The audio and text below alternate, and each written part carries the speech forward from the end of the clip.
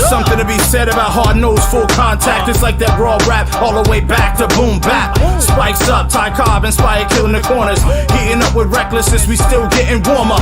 Nevertheless, nothing can test, we bring it best. Wile E. Coyote mixed with Roadrunner, full comers. Holding your title hostage, the kings we smoke others. You're either with us or against us, it doesn't matter which. Scouting your weakness, we bring the wrath when we hit. There's never been a squad as raw as trash can spit. You might get bashed with a stick while I'm pounding the fence. Look around, you're a fish while I'm rounding it quick. Take a look at the base and sprint off with a fist in your face. No remorse, no mercy, no force can hurt me. The scouts purposely bring the pain, come try to work me. But there's a crew of dirty cats.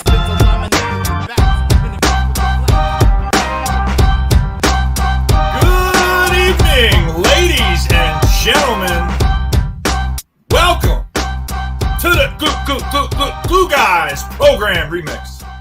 All right, that was pretty bad, but whatever. Yeah, that was terrible, dog. Nah, it's off the cuff. Every intro's run that off back the cuff. though. Run that back though. Yeah, off the cuff or not? Yeah, you gotta do that better, bro. That was a little wax sauce. I don't know, man. Come on. We went with the cream sauce. What do you want me to tell you? Come on, what are you doing? I got a little excited. Beastie Boys finally got their street corner this week, so I'm a little, I'm definitely not rapping. I gotta knock that shit off. But yeah, that's a little exciting. I mean, Paul's Boutique was kind of my shit, man. That was the one that, the licensed ill people didn't know about. That's how you weeded out your true Beastie Boys fans. You bring up Paul's Boutique because everybody knows licensed ill. Oh. Well, I'm not a big fan. I mean, it's not one of those.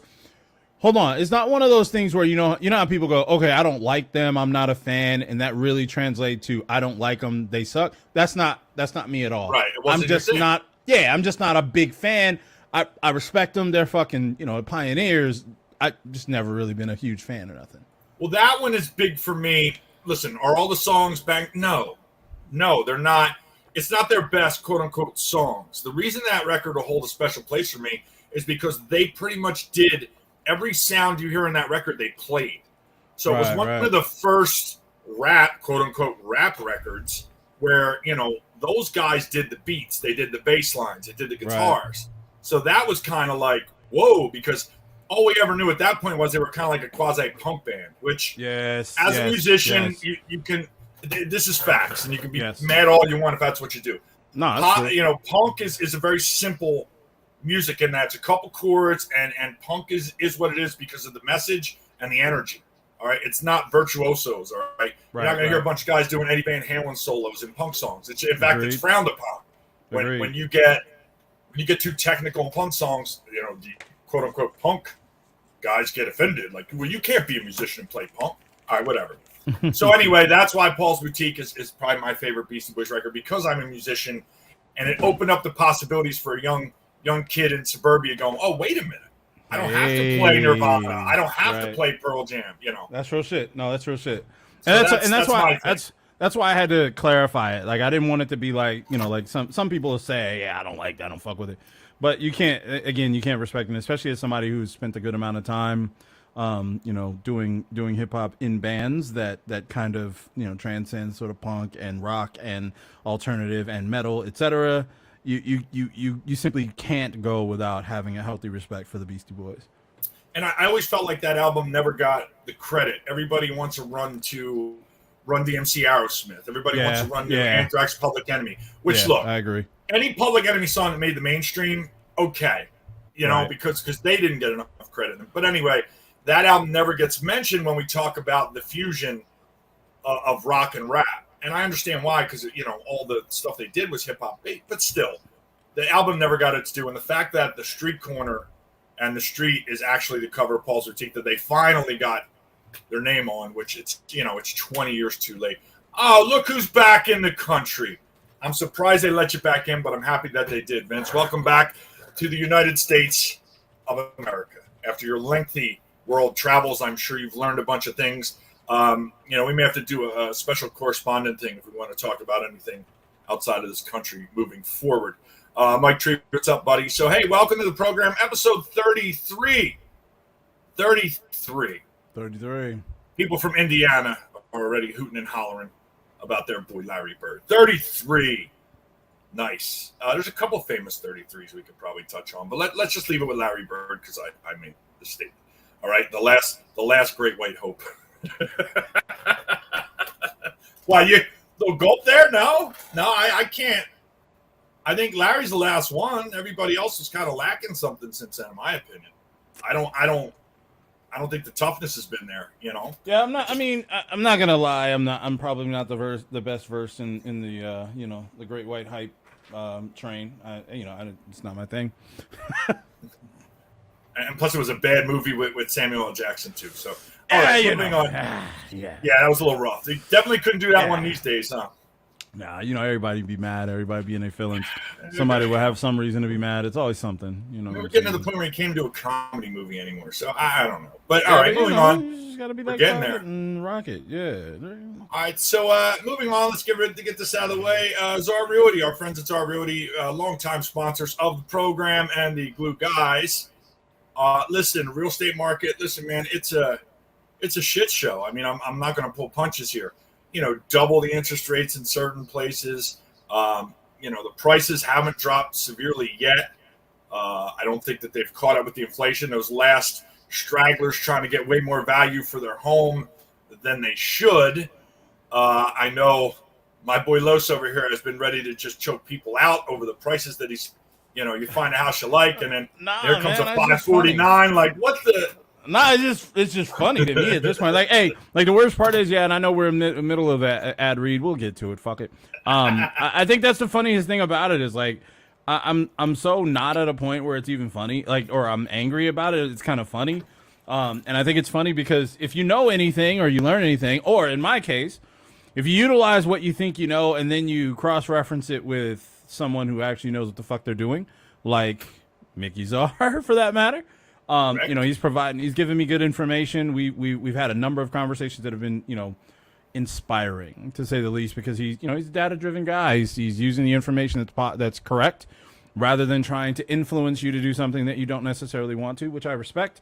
I will say, as someone who is utilizing his services, that's a big deal. If you're looking to buy a house or rent a house or anything else real estate based, you want somebody that's going to give you information. You want somebody that's going to look at the data, look at what you have and what you are trying to do, and tailor, their efforts towards that. Because there's nothing worse than trying to be sold by being sold by being sold.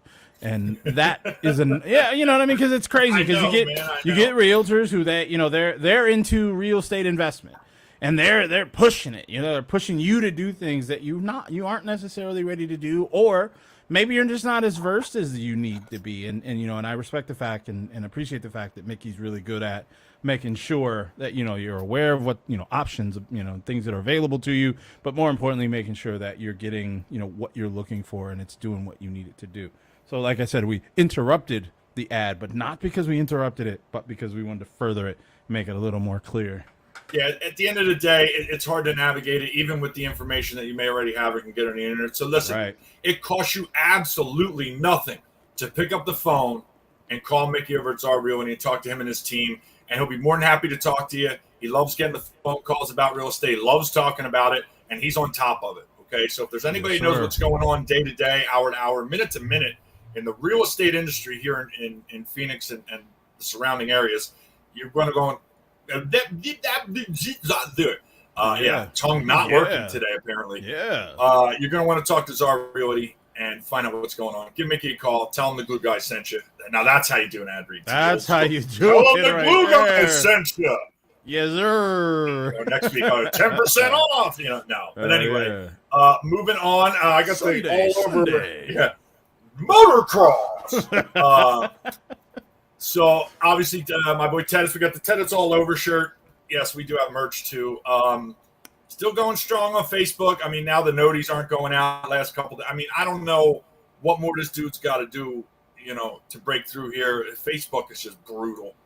Brutal. So we'll just leave it at that. I tell him it's the game too, but hey, he ain't going there yet.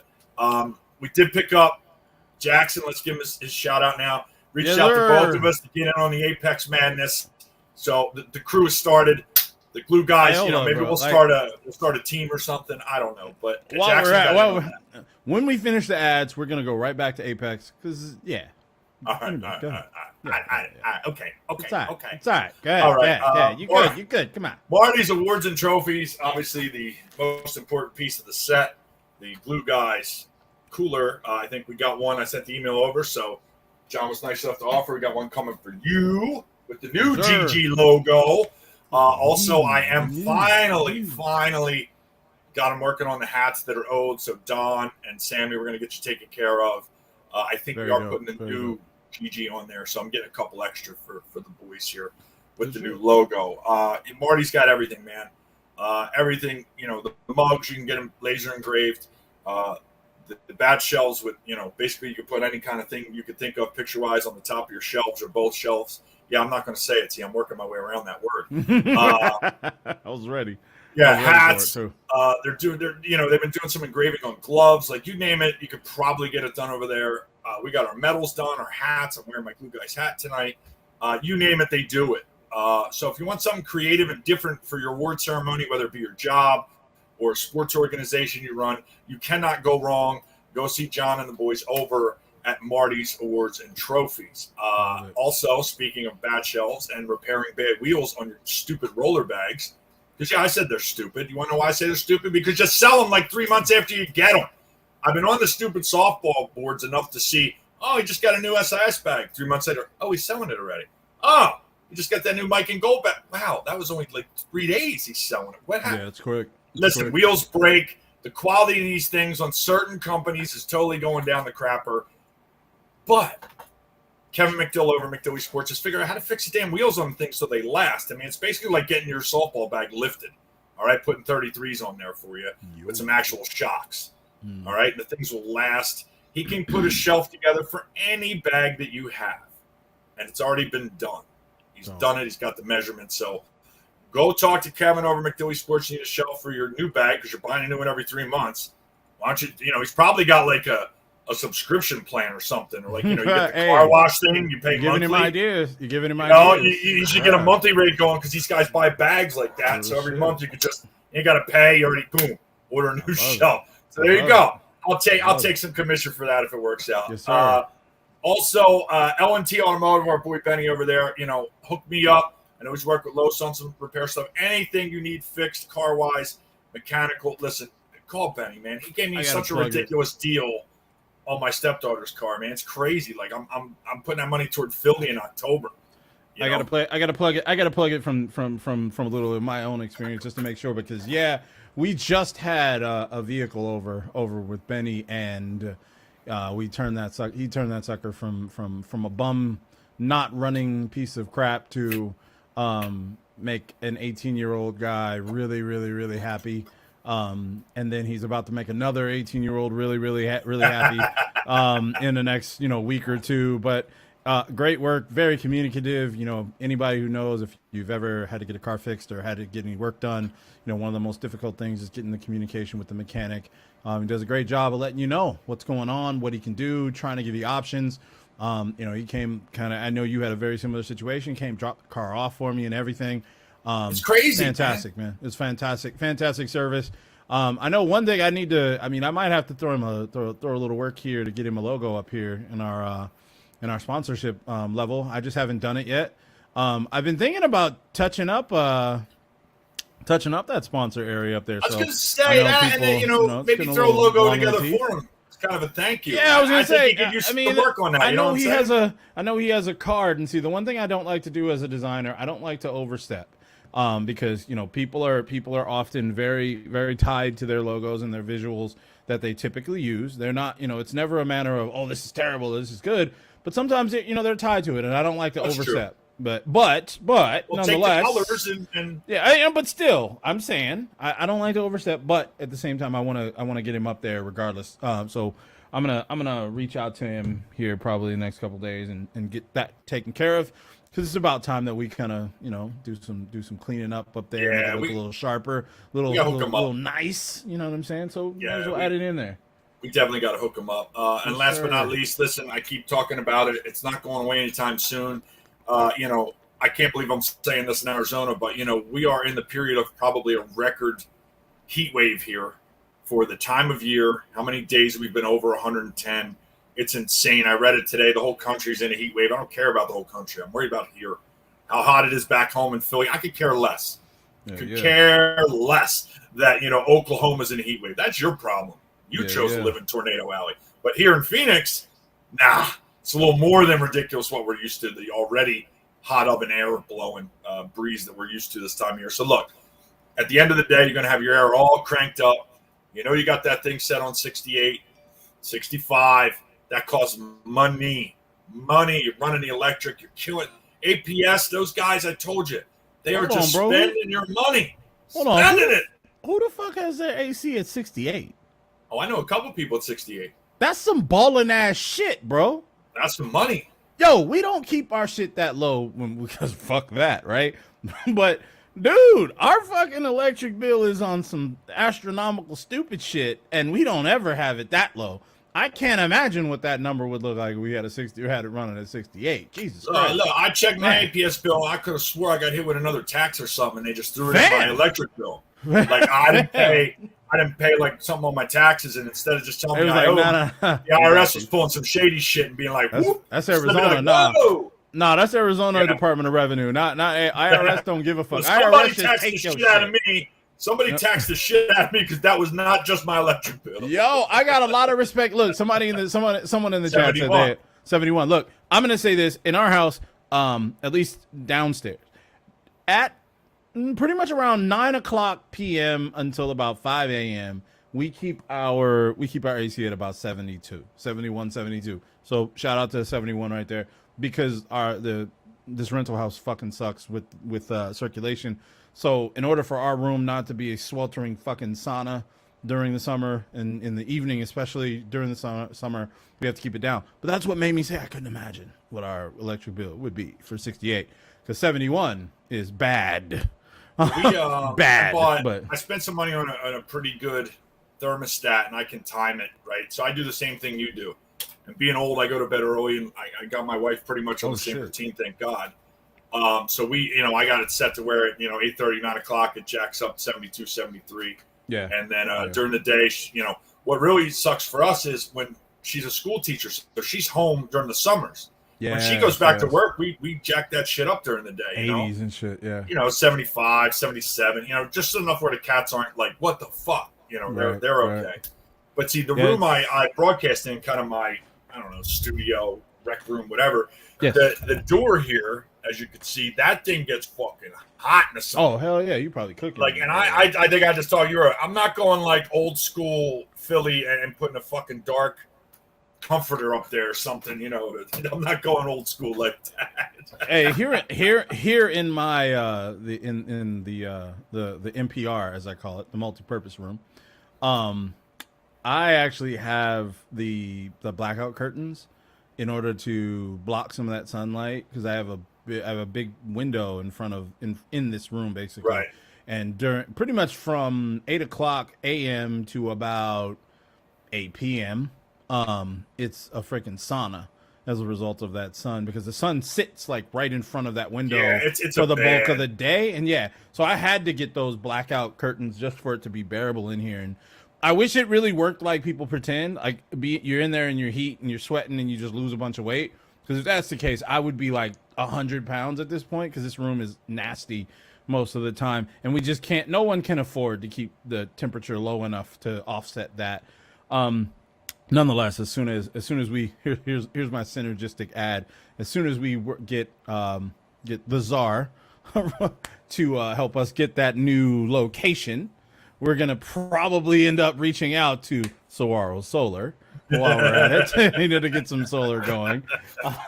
And at the same time, I don't switch out my roller bags. I only have one, but I actually don't have anything in it, so I'm gonna be utilizing the services of some of our sponsors here just to get something dope done, because everybody wants to look good when they're playing softball, but who the fuck's looking in your bag anyway? And if they are, you gotta ask, like, why the fuck you in my bag, player? Well, that's the other problem, right? You know what I'm saying? Like, your shit start looking real good and you want to show everybody. You be like, hey man, look, you see my bag right here? I'm out here playing it. I'm out here playing it cool. Yo, I didn't want to forget when I bounce back to hey, shout out to whoever just said that. I can't see what your name is. Thank you. You know what I'm saying? It was great being back out there. I'm actually going to touch on that right after this Apex thing. Oh, I was going to ask you. Yeah, I'm going to go there. I'm going to go there. Yeah, so I'm going to say this today. I hopped on Apex during the day. I had a little downtime at work, which was great, and I needed to kind of decompress. It's been a really, really busy last couple days. So I hopped on Apex, and I'm going to tell you, it was probably the most dog shit set of games that I've had in my time of playing Apex. And not simply because I was playing bad. One of the games, I was just awful. I'm dead ass. I couldn't hit a fucking shot to save my life. I'm usually pretty money with the triple take. I'm going to get 50-60 on every fucking engagement when I'm using the triple take in a typical situation. Dude, I couldn't hit the broadside of a fucking barn in that game. Like, everything I was shooting at, I'm like, yeah, he's moving. He's just standing there. He's looting this looting this death box. Thump, thump, thump, thump. And I'm like, yeah, you know what, dude? So then, fuck am I missing? Yo. So then I thought, okay, you know, it's first game of the day. I'm still kind of shitty.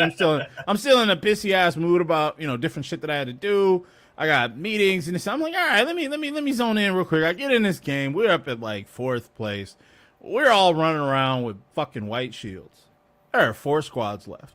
Me and my team, one of our members has a blue shield, but it's a I just found it hasn't been leveled up. It's nowhere near. He has no damage on it. We haven't hit shit. We haven't seen anybody. I'm in a white shield. My other man's in a white shield. We're running around with, I know, at least for me, I had shit for attachments. I didn't even have a fucking barrel stave. So we run into a team who subsequently obliterates us in probably 5.5 seconds. It was a Valkyrie through the door, or opened the door, and she just obliterated all of us. Third game was more of the same. We just, you know, kept getting people who figured, hey, let's drop in fragment.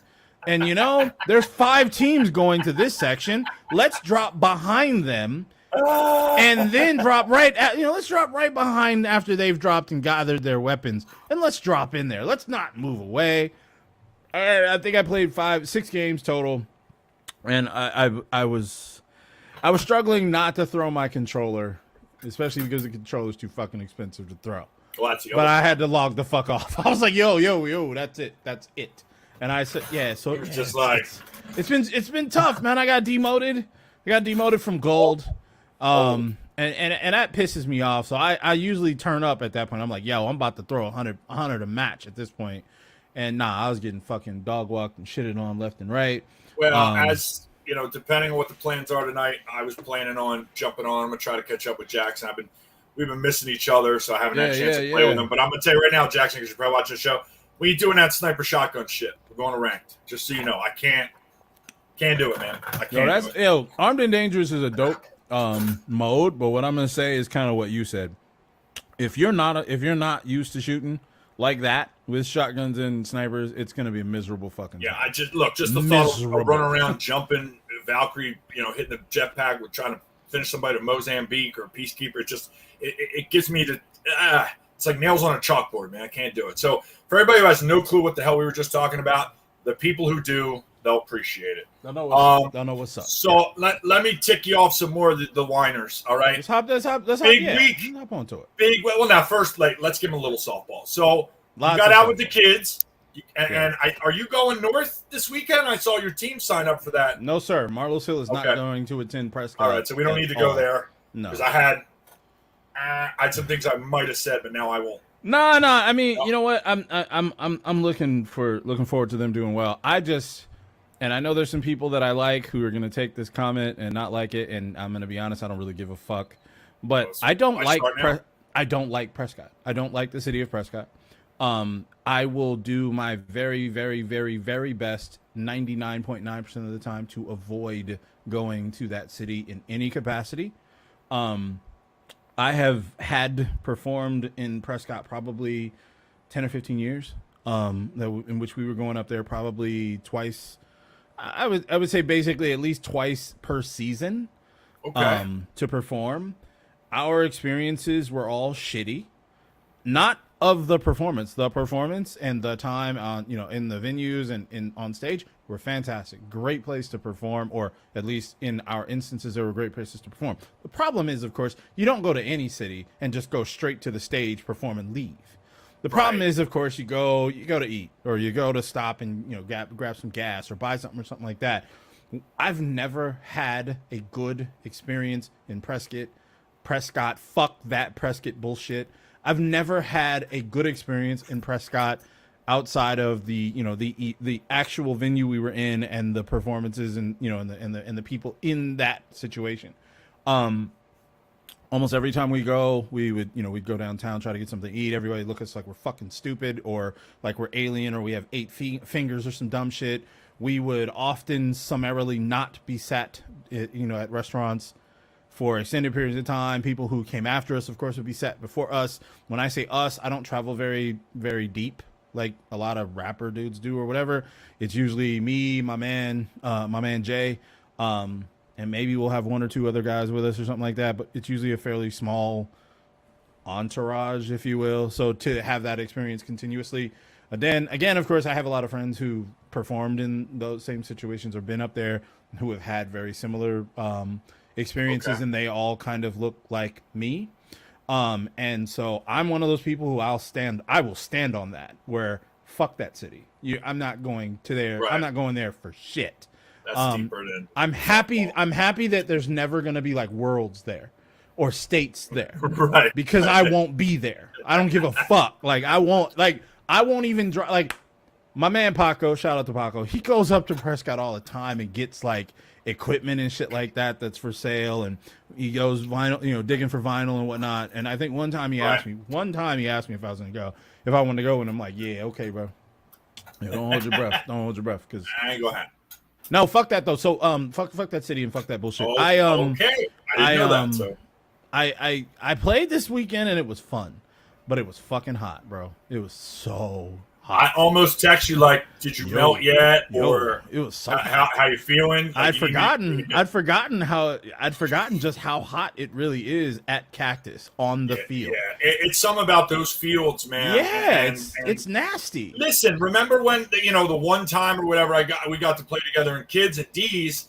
Mm-hmm, and I'm still mad about it because that was a Cactus. It was dead summer. It might have been States. I don't remember. But I think it was States. It was States. And I was pitching my ass off. Like, I remember, I gave up like 3-4 runs that game, but I literally started seeing triple guys in the batter's box. Yep. And like an idiot, I didn't tell those guys till 2 innings too late that I literally couldn't stand up anymore. There was a picture of me. I think Westcott got it. Yeah. Of me in the dugout with like 4 different towels. Yeah. Over my head. That it's like, oh my God, man. And I was so mad that I couldn't finish the game because we had a good squad. I liked the squad. Our outfield was on point that day. Yeah. They literally Richie came up to me and was like, hey, what do you throw? Like, they want to know what I was doing. Yeah. Like, well, here's how I'm trying to pitch, and I didn't get to pitch a lot of kids. The teams I chose to go on, I didn't pitch a lot, man. Like Cody Lavelle was on one. Like, I'm not pitching before. Look, I know you guys all like to get on like, well, I did that. Listen, let's keep it real. I ain't pitching for Cody Lavelle 10 years ago, let alone right now. So let's just keep it real, all right? Real talk. We say we keep it 100, all right? Yeah. I'm not better than fucking Cody. Yeah. Maybe on my best day I can hang with him pitching, but then we put in the other part of the equation of hitting, and he's going to hit 700. I'm going to hit 5. He's going to have 5 bombs. I'm going to have -1. So you see, anyway. It's incredibly hot. There's no wind. There's no. I mean, the funny thing, of course, is someone in the chat just said the same thing. There's no breeze blowing through with all the walls, and that's truth. Yeah. And because what you end up doing is you walk in there, outside of the fields, it's kind of bearable. I mean, it's hot, obviously, but it's bearable because you get a little movement, you get a little air, get the air moving around and whatnot. Yeah, when you're on those fields, you're in a bowl basically, and you're just cooking. And then once Gilbert took over the former big league dreams, they removed the fucking the misters, which I understood some reasons why they wanted to, because I don't know how many people I saw slip and fuck themselves up as a result of the condensation that ends up being in the dugout. The fact that the dugouts are that smooth ass concrete, I get it, but the problem is, again, it's just so fucking hot, and then those brick fucking dugouts are so hot. On top of sitting, it's just sitting there cooking. It's like a pizza oven at that point. Now that said, I really had a great time. I played with Flossie Posse, my AZ lawyers, in E. I had a great time. We did lose to the eventual champions, SOBs, in the first game. They dropped a 14 burger on us in the first inning, which was tough to absorb. But it was fun, and I know I go on record all the time of talking about my difference in enjoying men's more than senior, Right. because of some of the the difference in the way competition is. Obviously I always whine and bitch about the the 5-run rule and all that crap like that, but when you go from playing a lot of that, a lot of senior, I think my last few tournaments obviously have all been senior. This was my first time this year playing regular men's ball. So being able to go in there and not have the inning, the inning restrictions and whatnot, and really you have to fight your way out of it. You're getting like I said, we had 14 dropped on us in the first inning, and obviously we had to fight out of it just to get out of the fucking inning, and then to be able to hold them to I think they only scored like 3 more runs, for the duration of the game. That's why you enjoy playing softball. It was great. The team was great. It was my first time playing out there. Shout out to them for having my sorry ass out there. I couldn't imagine playing multiple days of heat at Cactus. Like, I would love to, because that means you're winning. I mean, the fact of the matter is, if you're there on Sunday, it's because you did something right. So I don't want to complain too much, but yeah, it was dope. I'm kind of looking forward to senior states at Cactus. I was just gonna say we're talking about the human walk somebody put, and I agree with that. Yes, that's so right. That's so accurate. Now, look, here's the good part of it. All right, very accurate. Yeah. And here's why. Look, it's definitely a little tougher there with the bowl setting and the way the field's set. But here's the saving grace. All right, as long as you can get up those steps in that dugout at the end of the game, and hopefully you get a decent break, you only need about 15, 20 minutes in the air conditioning. In the bar, they do keep it at a good temp. Oh, if you get in there, wait a minute. Wait a minute. While we're there, so we played largely. We played Ebbets. We played D-backs.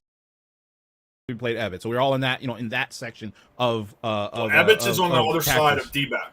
They're two different sides. Yeah, no, they're right there. No. They're next to each other. Yes, I'm sure, because I just had to walk that shit. Yeah, no, they're right next to each other. So I mean. Or I won't say they're next to each other. I'm saying they're in that same section. Yeah, that there's Wrigley, D-backs, Ebbets, and I think the next one next to it is Sportsman. That's all on one side. Right. Okay. Yeah. And so we're on that side. We haven't been on that side yet, senior-wise, this year. Okay. Yeah. So I'm only saying all of that, geographical mapping bullshit for the sake of. Not to pretend like I'm a cartographer by any means, but to point out that the AC, the bar that's there for those 4 fields that I mentioned, that fucking thing didn't have AC, or at least half of the building, the AC was broke. I'm calling Bob right now. Make sure we get the other side of the. So we're gonna need to stay on our normal side, Bob. So we're in there. Look, so we go. First game. It's it's hot as fuck. Whatever. First game we get in there, and of course this ain't my first rodeo, so I go in there, get out my shoes, get out my socks, cool down, start drinking water or whatever. And I think I started, probably 15 minutes, kind of to your point. 15 minutes, I cooled down, and then about 5 minutes after that, started sweating again. And then I realized that it was just really fucking hot in that room, and it stayed like that. So of course it smelled like onions and chicken soup and everything you could fucking imagine that would make your olfactory sensors go fucking nuts. But it was just really hot. So yeah, when the AC is working in those buildings, it's a great situation to get the fuck out of the heat, get some water. Obviously hydration is important. Doing that thing as quick as possible. What I also wasn't quite, I hadn't done it in a while. You just can't play in the heat and not drink at least 16 ounce of water per inning. Yeah. If crazy. you don't, you will pay for it. I was smart. We had a ton of water. My wife was there. Shout out to her for making sure that I was hydrated, whatever. We had a ton of water and everything, but there was a point where I kind of didn't take the water into the dugout with me. And so I had a bottle. So this stuff is a lifesaver, dude. I had this bottle right here. So for everybody to see it here. Speaking of wives doing the I know about liquid IV. We'll get to that in a second. Love that. So I had that bottle. I drank that bottle in probably like 5 seconds, and then I realized that I didn't have any more water in my bag with me.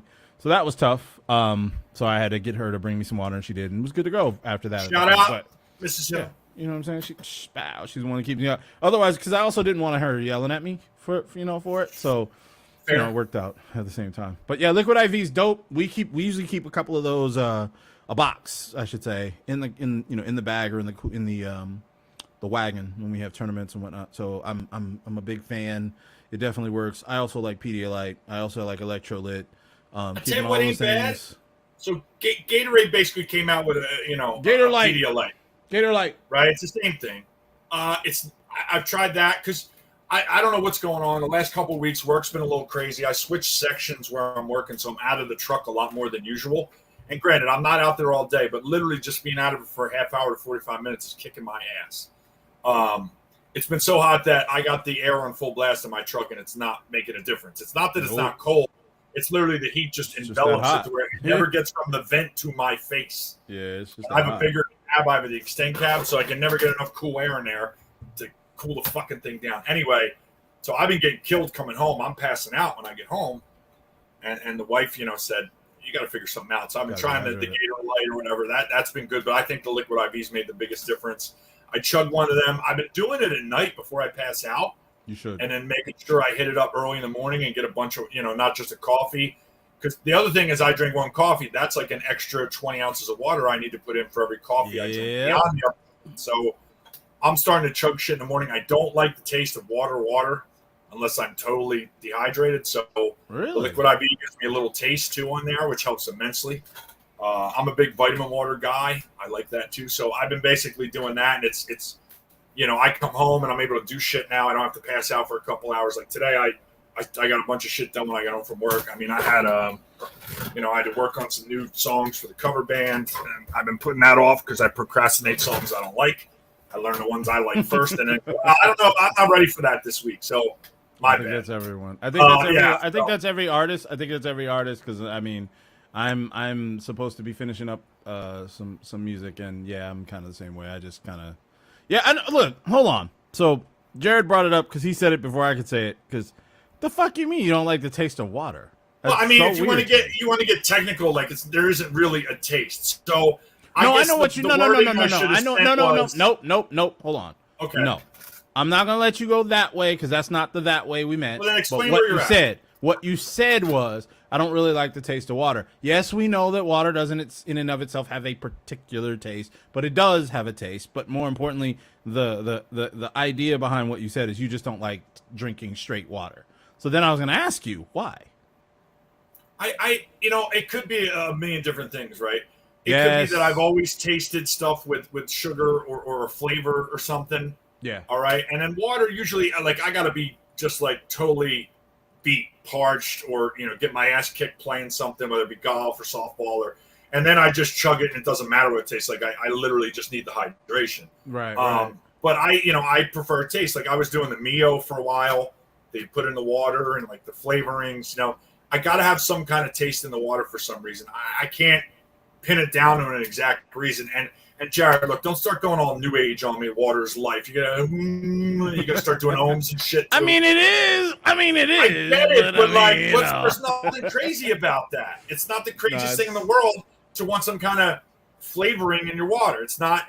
That's why there's a whole fucking industry of different companies giving these little tube shits to put into the water to give it taste. So obviously, I'm not the only one because people are basing their whole friggin' business on it. So obviously.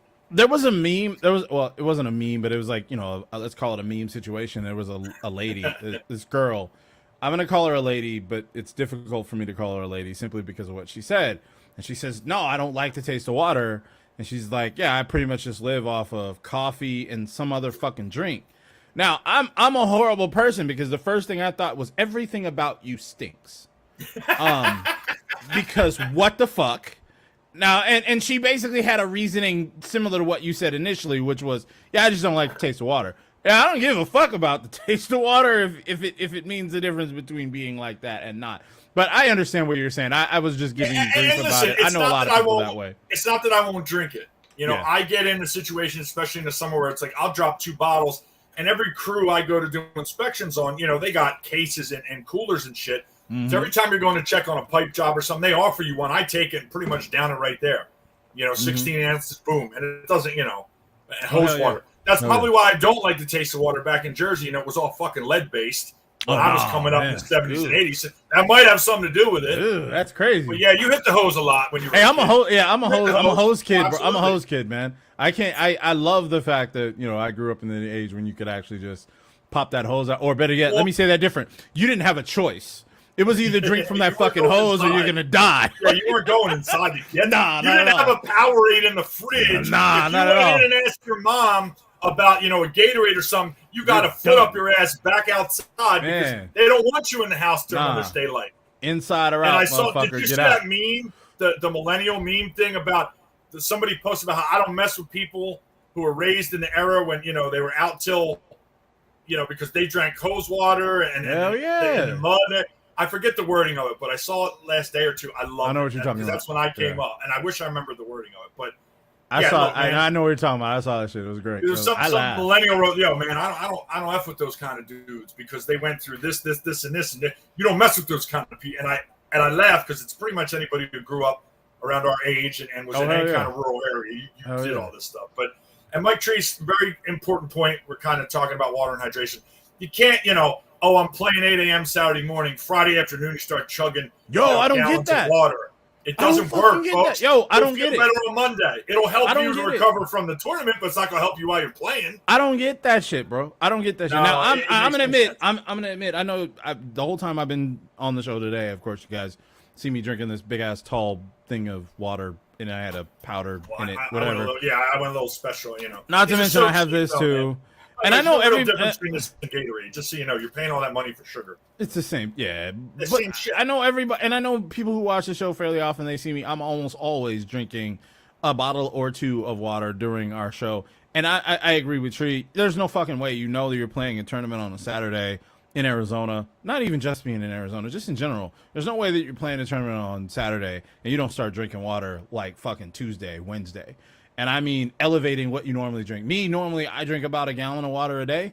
When I'm moving into Wednesday, Thursday time, I'm adding a little Pedialyte, adding a little extra, to make sure that I'm hydrated, because the last thing you want to do, I don't know how many people have ever actually been in a situation where you get heat stroke or you get dehydrated in the heat, but that is not, Jared. Yes, that's the rule of thumb. You pee till you're fucking clear, and if you're not clear, keep drinking. I don't understand how anybody would want to be in a situation where they're dehydrated or they're heat stroke or dealing with heat stroke, which the two of them are often pretty closely intertwined. I've been there one time in my whole life, and it wasn't because I had a choice. Usually don't go out and say, today's the day I'm getting heat stroke, man. Today's the day. Because a lot of these dudes, especially with softball, bro, right? These dudes, they look at softball as a chance to get away from their wives, their girlfriends, the hoes, the side chick, etc. And they're out there drinking every fucking liquor they can possibly. I ain't bullshitting.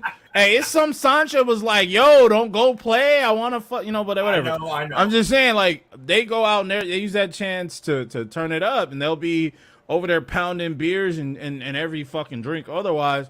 And just forget. And to the point you made about coffee, bro, you can't go and drink a fucking venti fucking cup from Starbucks every morning, or in the morning, I should say, and then turn around and be like, oh, I'm good. No, the fuck you're not, man. You gotta double that shit, or else you're gonna die. And it's literally man, coffee, crazy. water. Yeah. And it took me a long time to start doing it, but obviously I'm getting older.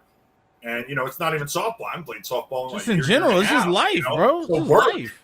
Playing golf, I'm learning. So, shit, I started. Them weekends when I'm not playing, I be doing that shit like I'm playing. At this point, man, shit. Like, you saw me almost die at Cactus, and then Timmy Myers, shout out, almost saw me die in a golf course. I made it to 15, 16. I couldn't get out of the cart. See? And that particular time, the heat stroke hit me to where my stomach was going crazy. So I didn't think I was even going to make it to the clubhouse before my whole body just out the bottom end, It is no joke. And that was a rough drive home, dog. I'm like, yeah, this might be an L for Mark. I'll just leave it there.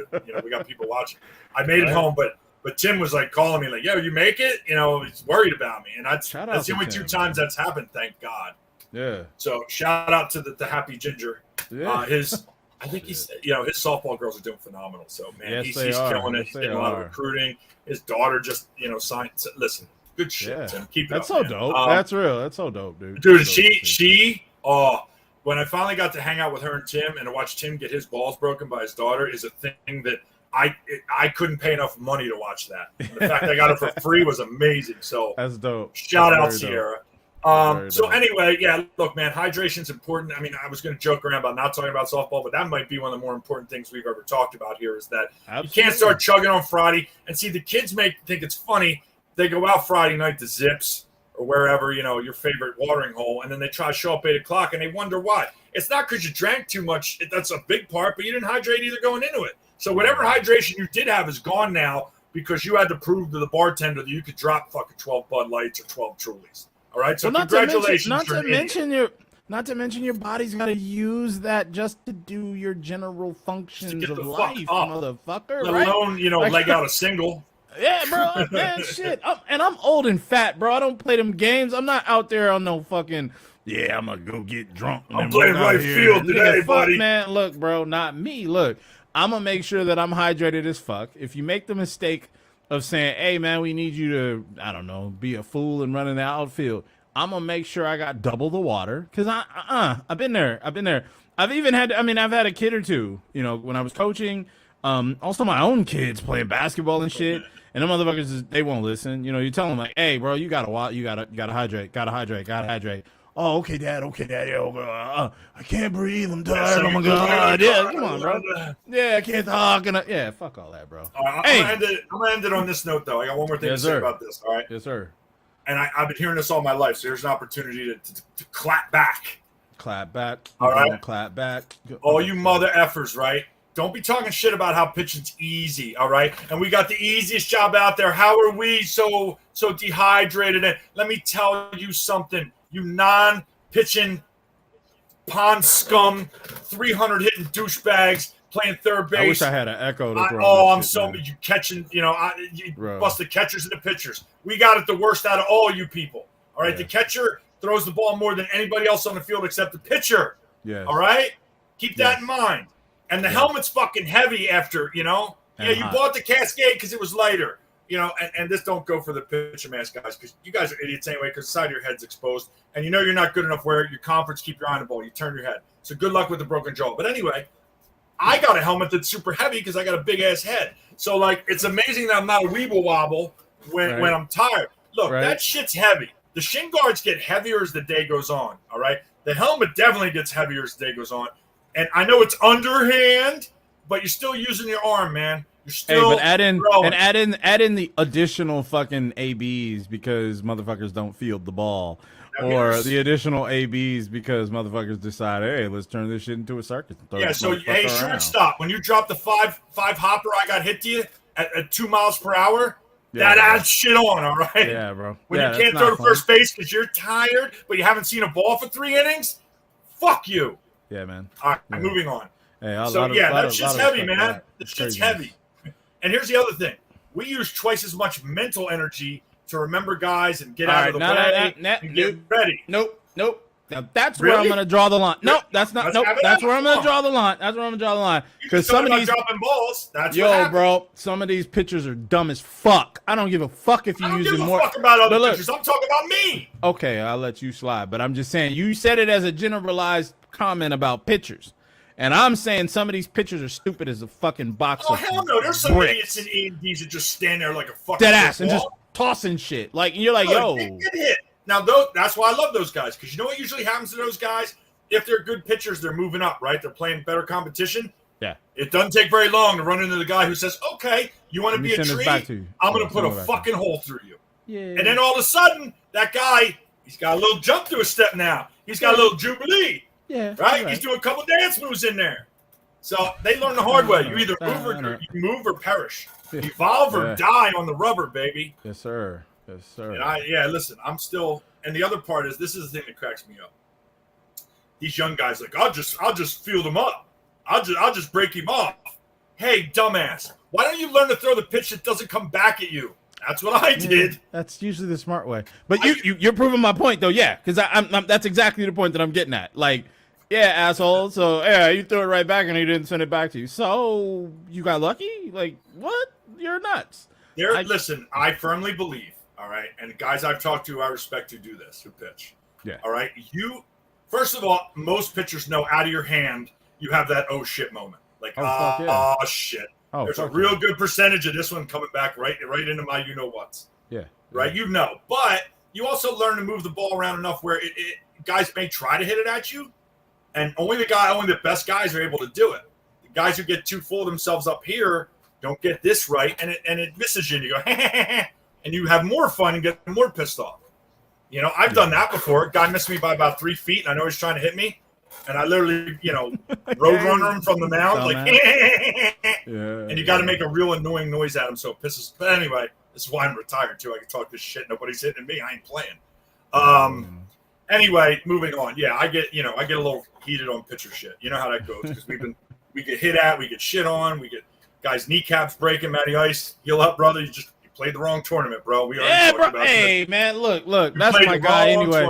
Hey, that's my guy anyway. But I was kind of disappointed because I was gonna get with him, do some work on some hits, some hitting that he wanted to do, and some specific things that he wanted to do. And then right after that, like boom, I was like, God damn it, dude. That's my guy though. He's one of the coolest cats that I know. So he tell you so he was playing with an E team and they played opens. Yeah. What? So we're not going to talk about where. It wasn't you tripping. We'll leave it at that. Yes. All right, we got that. I got no problem with the playing up part, right? And I know we'll disagree about that, and I'm okay with that. I have no problem with the playing up because let's be honest, a lot of the E teams that were, a lot of E players, E teams, quote unquote, they're not really E teams. No, I feel you. Right. I feel you. So that part D. alone, I'm like, okay. It wasn't D's though, right? Yeah. Like they were playing like C and B teams, dog. Like, come on, man. Come on. And then the guy who hit him, I don't know who it was, but come on, man. And then of course, I don't want to get into it. It's too sticky situations, too many. It's the danger of things. I get it. And I get where you're coming from. I will never, and I will go on record for it. You will never hear me say anything that suggests that, playing up is a bad thing. And I mean, to me, playing up is a great way to learn. It's a great way to get fucked up. It's a great way to see the difference, because sometimes you need perspective. Yeah, sometimes you need perspective. Now, again, yes. I get to say a lot of shit like that because I don't pitch. And I temper what I'm saying because I don't pitch, right? You never hear me say no shit like, I mean, if you're a pitcher, you could pitch anywhere. No, it's not quite that, but I will say though, playing up is, there's nothing wrong with that. But the other thing you said that caught my attention was he was using some let's call them substandard shin guards. Substandard shin guards is right. They start with an E. And they got a V in there somewhere, and they're pieces of shit. They're substandard. And they're not even, listen, they wouldn't even cover, they're not good shin guards for soccer, let alone full coverage guards for your shin and your knees in a softball situation. So if they're not even going to cover your shin in a soccer game, why? But hey, Matty I had this argument with him. Yeah. This is where I got no sympathy for him. Yeah. I've been screaming at him for 3 effing years. Just get the damn Milex, not because I use them. The knee protection is superior. Like that's ice hockey ones aren't as good as the kind of the street hockey, roller hockey ones that we use, the MK5s. Yeah. They're just built better. They're more mobile, all right? The ice hockey ones can be real bulky. Now, some guys use that to their advantage, and they let the wings hang out, like they got like a wingsuit on. That's going to stop that ground ball. It actually hurts you more because it fucks up your fielders when it ricochets off of there. All right. If you're doing your job, it never gets to there. Your glove already got it. Anyway, moving on. They're lighter over the course of the day. The foam holds up way better to shots, whereas the ice hockey ones, they're just not mobile, man. They're heavy. So that's why I prefer them. But the ones he were using, Jesus. I mean, Well, see, that's the part that is the part where I was gonna say where I was gonna say playing up is a bad idea. If you're playing up with the wrong equipment, that's just not a good idea. You can get away with that because, like, kind of to the point you're alluding to, you can get away with that shit in E. Mm-hmm. You can get away with that shit. Oh yeah. Would I do that playing B players and C players and shit? Nah, not at all. I mean, I'll for the what it's chest worth, protector out. yeah, I was gonna say I might really, really, really armor up, but I mean, I've been known to wear a mask, on the corners playing when I'm playing, playing. Right. You know what And I'm you saying? should So I'm on not third gonna base. pump fake. Yeah, that's what I'm saying. Third So I'm base not always gonna have a pump fake. fielder's mask at least. Yeah, I'm not gonna sit here and pump fake like, yeah, it's no big deal. Yeah, you're fucking crazy. I don't want to go home looking uglier than I do. Don't Yeah. get me. Pump fakes is a whole nother show, dog. Yeah, that's some other It's shit. a whole nother show. Like, yeah, you got the coolest looking pump fake ever, but you walk 7 guys. So how cool bro. is your fucking pump fake? Don't get me Yeah, started. man. So since we're on the softball topic, go ahead. So I guys reach out and they are doing Challenge Cup this week. So I mean we gotta get to it. Just know that I really wanted to talk about the UFC fights that were announced this week because it's nasty, but we got on tangent there. We'll get into it. We got some time before they come in, but look, Nate, Nate's crazy, but I love that he took the fight. All right, and then we got the other one, and then what'd you say, Dillashaw, Sugar Sean, and Peter Yan. and Peter Look, Yan, man, and that's Sugar, gonna be. Sugar Sean. Look, I know I've said it before. I go on record. I'm a big Peter Yan fan. The motherfucker's just nasty. I love Aljo too, so that fight in general was just difficult for me. But it was great for me because both of them are, they have styles that I really like, and they're entertaining styles, and it was a great fight. Now that's it. Sugar Sean, AZ Local now, folks. AZ Local. my No guy. more. He says all these motherfuckers. He says he had a quote one time. He said, "Yeah, no matter what I do, everybody's gonna bitch about it." He's like, "I could go and fucking fight Habib tonight and beat him, and everyone's gonna say something wrong. No matter what I'm doing, I'm wrong." Then he says, "You know what? Fuck it. I'm just trying to, I'm trying to do it. If motherfuckers want it with me, come get it." And I respect it, right? So this motherfucker said, "You know what? Y'all been bitching about me not fighting top 10s. I'm gonna fight the number 1 fucking contender. I love it. I'm fucking here for it, bro." There's no more UFCs protecting them.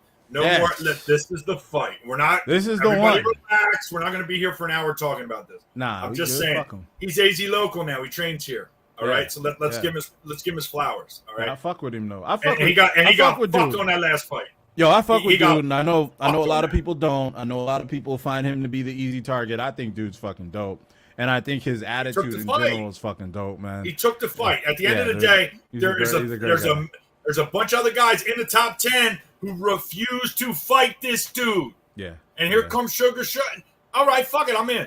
I'm tired of you guys saying Hey, let's go. look, that was kind of the reason why I let in with Peter Yan. Motherfuckers don't want it with Peter Yan, bro. They don't want him either. And that, hey, dude can only speak an ounce of English, but that motherfucker be talking that talk when he's talking there. He'll be speaking English, and he'll be broken as fuck, and there's only about 5 seconds of it you're really gonna understand. But that's that 5 second he is talking that talk, and then when he fought Sandhagen, like Sandhagen threw everything. And the kitchen sink, the octagon, the chain link. He threw fucking DC's shirt and everything under the sun at Peter Yan, and Peter Yan was still in his fucking chest. And I was like, this is great. And we got the belt I can't fight. wait, bro. I can't wait, bro. And then they announced, we got Oliveira got his fight now. Oliveira. We didn't even talk on that one. But Islam. the best part of that, and it's the only reason I'm bringing it up right now, you see who said I got winner? Yes. Yes. It's and he got ranked number 1 pound for pound now. Our boy Volkanovski, who Volkanovski. Yeah. I love it. So let's see how that. Anyway, we'll talk more UFC next week a little bit. sir. But Yes, as the sir. weeks come up, listen, if you're not in the UFC, now's a great time to get on board. These are ridiculous fights.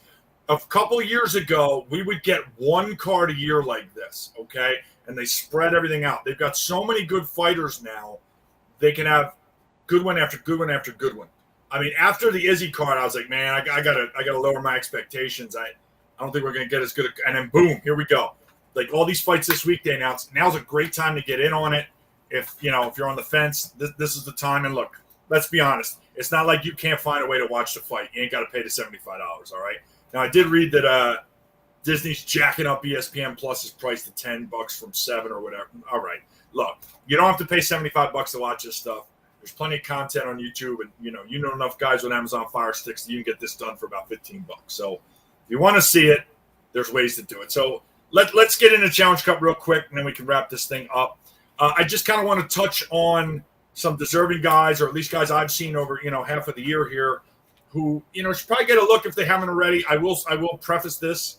All right, I'll put an asterisk on it. I'm pretty sure whoever I bring up, Reggie's already looked at, and he's already got a master list going for AAA. I know that Ernie's got a plan for major, and Richie with 50s, he's got his things going. Demeter with the women's is a little harder because they're much less frequent with how much they play. Less of a pool to pick from. And I'll just say there's a lot of politics that go on between the women's teams about where they play and how they choose it. And I'm not.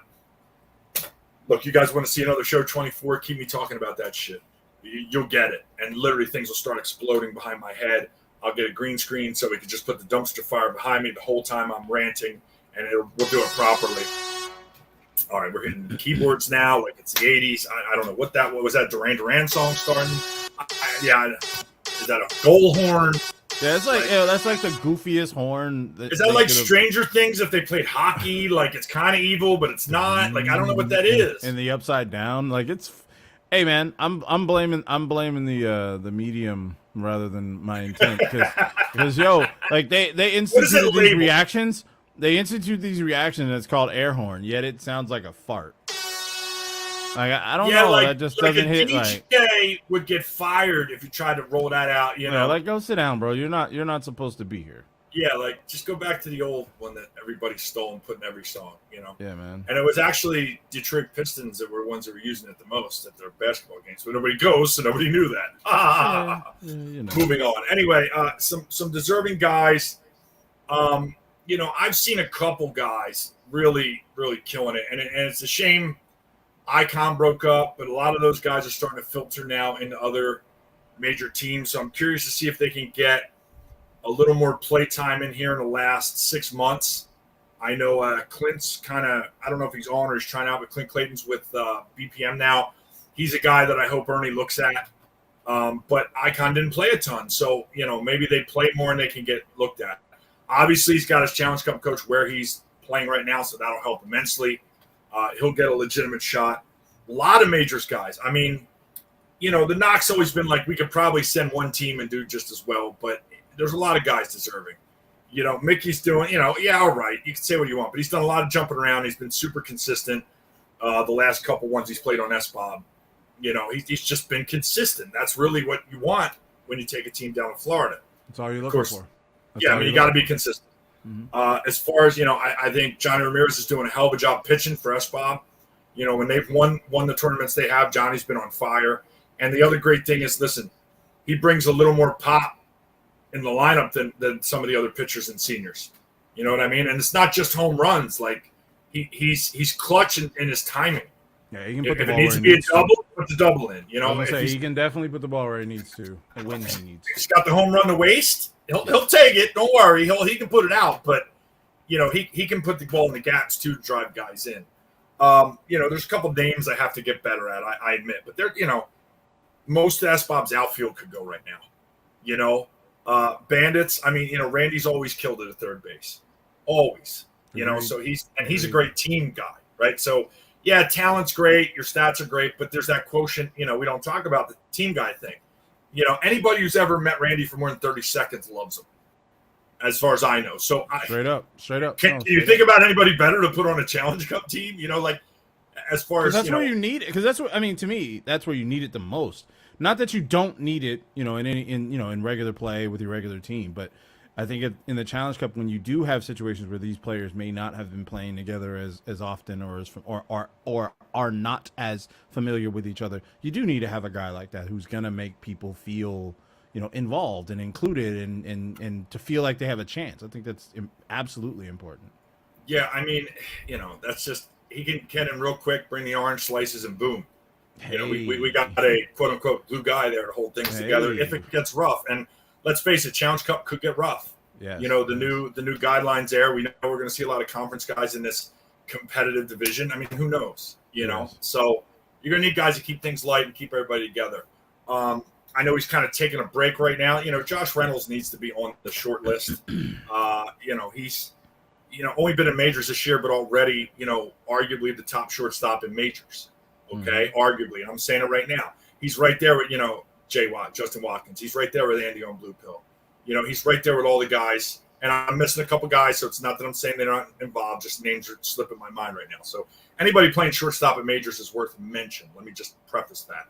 But those guys all need consideration. And Andy's a young 40, 41 there, so he's just coming into seniors with Blue Pill. And again, it's how much these guys are playing. Absolutely. And I know Ernie is already, like I said, I'm mentioning these names, and I'm sure that all the coaches have been through guys that I'm mentioning. I'd love to talk about the 50s. I just haven't seen enough of them. I know the guys on Amigos. I know the guys on Heat. They're battle tested. It's really just a matter of Richie kind of, making up his mind. I know that, you got other teams that kind of been in and out. There's some AAA guys they at least want to go look at, because the thing that gets missed is, the 12th guy, the 13th guy, the 14th guy who can do some damage with 4 at-bats on the weekend or 5 at-bats on the weekend. Not going to bitch about his position. He's going to go run. He's going to catch. Right.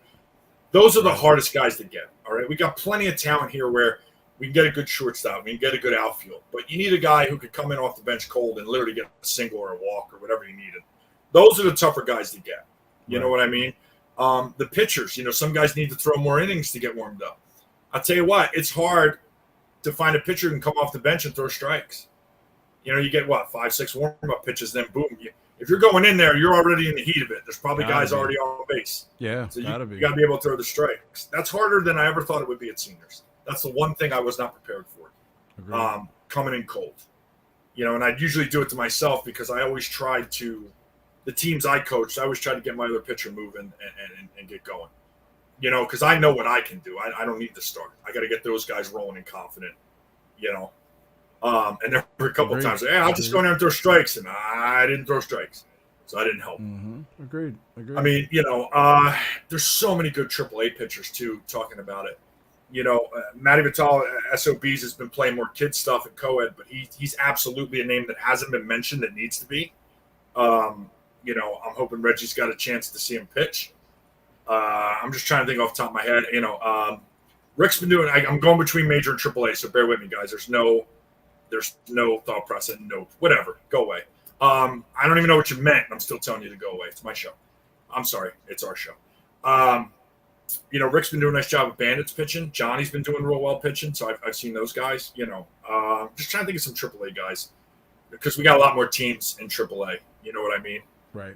I got Still Stroking coming for states. There's a couple guys there. They just haven't played a lot, so it's tough to, But those are just some of the names, and we're only halfway there, folks. Challenge Cup's not till February, and then I got to get on. I'll get on you in a month or two. Start designing the uniforms.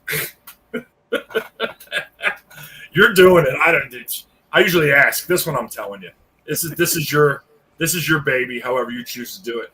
Casey tried to send me like a preliminary design. He said his guy was messing around with it.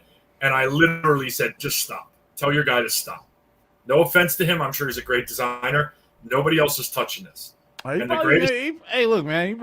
I'm going to tell you I'm admitting I got a little selfish about it. Yeah, I see that because, look, I'm going to tell you. At the end of the day, there's nothing wrong with having a couple of folks doing some designs because you get a different style, especially because you got a lot of teams. You got four divisions, and are you doing one style, or are you doing two jerseys? Yeah, that's a lot of shit. Yeah, but we talked last year, and I'm not going to say which teams, but we talked about some of the designs that the kids went last year, and it seemed like every E team was different than the D team, then the other D team was different than the D team, then the C and the B.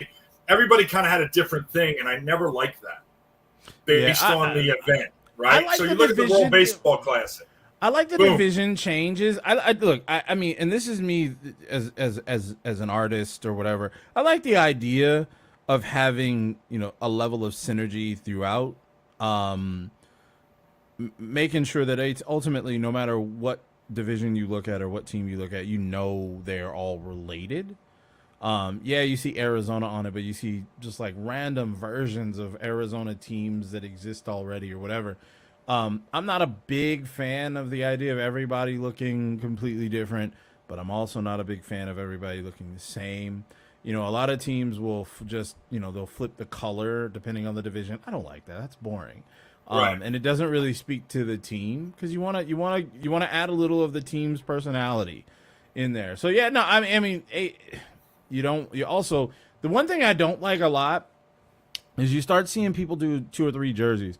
They'll do one jersey that looks like one thing, one jersey looks like another, and then a third one that looks completely different. And so there's nothing that really matches them together. You see them on Friday, and it's something different. Right. That's something I think is, you know, that part is where I think you want to make sure that everything is fairly synergistic, despite the division or whatever. But it'll be fun. We'll have a lot of input from other people too, and I think that's always important. You know, anytime you try to do designs of that nature in a vacuum, it turns out kind of bad because, you know, sometimes you just need perspective. As me personally, I love the idea of having other people around, not necessarily to critique, but to offer their perspective. Their perspective and their options or ideas, because then that starts that flow of brainstorming to where it becomes that much easier to make something. Well, listen, at the end of the day, it's just like the coaches. I trust them to do what they need to do. I'm not overseeing it. I'm not touching rosters. Well, now I do, so you're fucked. Yeah. All right, so you're the guy. Whoever you want to bring in and talk to about it, that's your call, man. Everybody's gonna be wearing pink and fucking Volt like the '80s and shit. Everybody's gonna be on some crazy. That's shit. Real cool. 33. We made it 33 shows, bro. 33. Pink and purple and Volt and yellows and oranges and shit.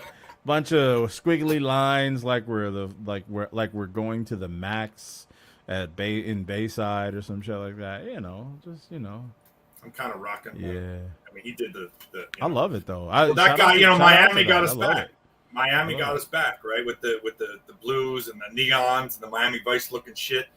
You know, that kind of started, and then here comes Wilson with the A2000 glove, and everybody's got Miami. For me, at least, Louisville Sluggers came out that bat. For me, it's different. Yes, a lot of people connect to South Beach and, like you said, the old Miami Vice, and because it's low hanging fruit. It's easy, right? Mm-hmm. For me at least, a lot of the MILB teams are the ones that have been doing these weird ass colors and combos and designs and 80s, 90s influence shit and things like that. It's the MILB teams that I think have opened up for some of these designers to be able to throw it out there. Yeah, because there's no restraints on them, so they can go. Yeah, they can be weird, and I love weird. You know, we see with the hats now too, right? As long as you get somebody's got the license, you can really you kind of clued me in on. I didn't realize how many different places are designing these hats and the different designs, and it's goddamn cool. I mean, dude, the Clink Room alone, and granted, maybe it's not the official teams that you follow, but those hats are even cooler, man. Yeah. The made-up kind of teams and logos and mascots is just, and then you get into people doing all the variations on the actual, big four teams, it's crazy. And then just the retro shit is cool too. Like the Sixers hats we talked about, and they kind of went retro to the old Spectrum logos, which is, that's personal because I watched that growing up. But anyway, each team kind of went back into their roots, to try to pull from old logos. Right. Like, look, man, I used to think the 80s Padres was the little so dope. Like that was the one for me. And the Phillies were kind of similar. The P's were similar with the not as soft sharpness to the edge of the P.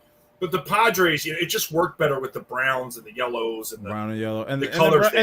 But then brown and yellow was so unique at that time that no one was using anything like that. A lot of the teams back east, they all had fairly, a lot of blues, a lot of reds, a lot of greens, things like that. Yeah. The basic colors, and that's kind of how it was. So on the west, to have a team that was doing brown and yellow randomly and have it look so good, because that Padres shit is so dope to me. I'm with you. So I mean, it's just the influence, and it's funny because I think we're starting to see. And granted, NFL's always the last to the fucking party. Don't forget that, right? They are afraid of fucking change. But it's nice to see the Panthers coming out with the black helmets, man. And the Panthers with the black. Look, the Panthers with the black. Pretty goddamn hot. The Panthers with the black. The Texans on with the blue. Red, the Texans with the red. Yeah. That Atlanta Falcons red, which is fucking Yes. classic to me. Now, the one thing I thought was kind of cool is the Giants are going to be using their old one that had Giants on the side, Right, rather the than 80s, that goofy 90s. NY. Yeah, rather than that goofy ass NY. Whoever's idea it was to do that NY shit, fire them. Now, here's the thing. Dead So ass. let me tell you the joke from the Eagles. I mean, I can understand going back to a uniform that you actually won in. Right? That's the joke for NFC point. East Good tough competition. one. But That was it is tough. the best looking one. It's the most simple. It's got a very simple 2-color stripe, like an old Russell Athletic 80s football jersey looking thing. You know, and when you see those jerseys, why they didn't do this sooner, I'll never know. Because when I see those jerseys, I literally get a little shocked because I just think I'm going to see 56 come around the edge and kill somebody. Yes. All right, like I'm still haunted, like a PTSD thing with Lawrence Taylor, Harry Carson. Like I could tell you the names, man. They kicked our ass many a year. So, but the Eagles are finally next year. I don't know why it takes 2 effing years. We're finally getting a Kelly Green back next year. We had to wait Still that don't- long. Still Hopefully don't know- they'll get the helmet to go I with it. still man. don't know why they went to that dark green shit. It's I never will understand that. I don't know. That Kelly don't know. green was so fucking slick. And then I mean the helmet with the wing, so fucking slick. In that color green, so fucking slick. Then they were just like, nah, we're gonna 2000-ify it and make it dark and bad. and mysterious. But here's the best Fuck part. outta here. Before that, when they were really bad, that's why they never brought them back because they were horrible when they wore them.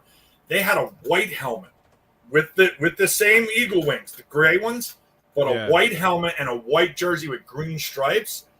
I hope they bring that back because that Kinda was dope. That sounds dope. that sounds was very cool, dope. man. And that, like they were so bad, like no win seasons kind of shit. So, Yeah. but like, listen, the late 70s, early 80s, it was the green with the gray big ass stripes. All right, and the winged helmet, the Ron Jaworski, the Wilbur Montgomery, Harold Carmichael, those years. Yeah. And then the best is it and worth just a hair. They changed the stripe or something for Buddy Ryan's years in the 90s. Very Right. like they took off the 2 whites and it was a simpler sleeve, but you still had the Kelly green. Those are the ones that I'm hoping they bring back. But listen, classic shit, man. But like finally the NFL's coming around. That's why it takes 2 years to get it approved. And NFL's got that rule: you can only use the same helmet all year. You can paint it, you can put stickers on it, but you can't use a different helmet for the year. AKA more fucking stupid shit from the NFL with their. We need to control everything. Yeah. Here we go. Hey man, hey, we're They're getting there. We're out here. Let's get out of here. It's 7:40 freaking 5 at this point. We've So been if you here didn't a hear your whole name hour for and change. so real quick, if you didn't hear your name on the Challenge Cup thing, number one, play better. You got 6 months to get your name on that list. All right. I don't know a date when I'm gonna ask for final roster. I don't know yet.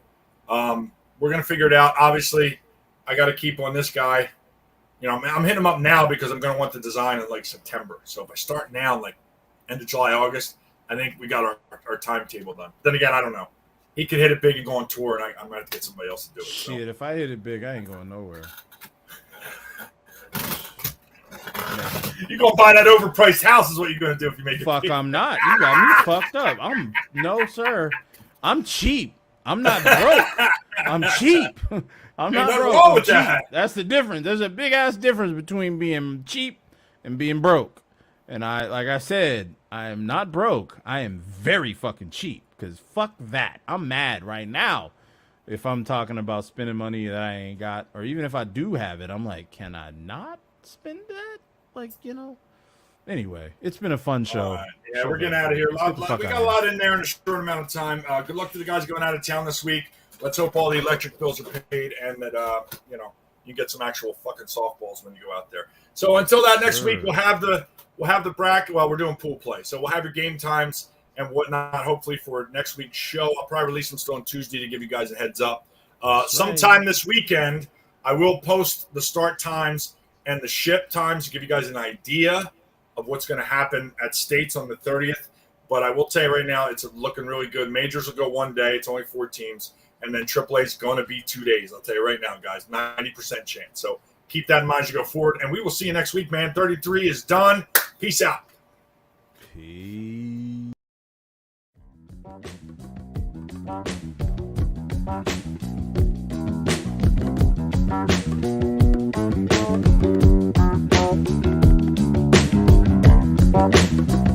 Peace.